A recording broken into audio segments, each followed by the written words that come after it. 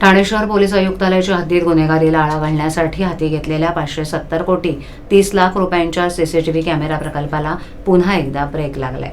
4 परिमंडळात एकूण 6,059 कॅमेरे बसवण्याचं उद्दिष्ट असताना आतापर्यंत अवघे 2,200 कॅमेरेच बसवण्यात आले. हे काम पूर्ण करण्याची अंतिम मुदत आता 3 महिन्यांनी पुढे ढकलली आहे.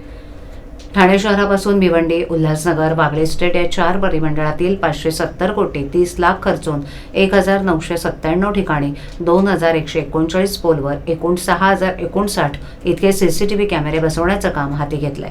परंतु या कामात स्थानिक स्वराज्य संस्थेमार्फत कॅमेरे बसवण्यासाठी फ्लोटिंग, महावितरण मीटर ऑनलाईन प्रक्रिया आणि STQC प्रमाणपत्र हे अडथळे निर्माण झालेत.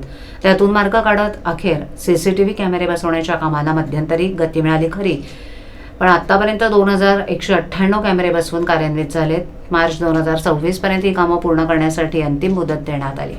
मात्र ही मुदत आता पुढे जाते, पण त्या कामाचा किंचितही खर्च वाढणार नसल्याचं सांगण्यात येत आहे. सीसीटीव्ही लावलेल्या ठिकाणी लाईट मीटर 2 तासाच्या इन्व्हर्टर बॅकअप घेतलेलं केलंय.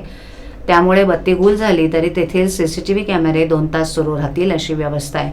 त्यामुळे तेथील फुटेज कॅमेऱ्यामधील SD कार्डमध्ये जमा होऊन पुढे सेंटरला जाईल असा दावा संबंधित कंपनीनं केलाय.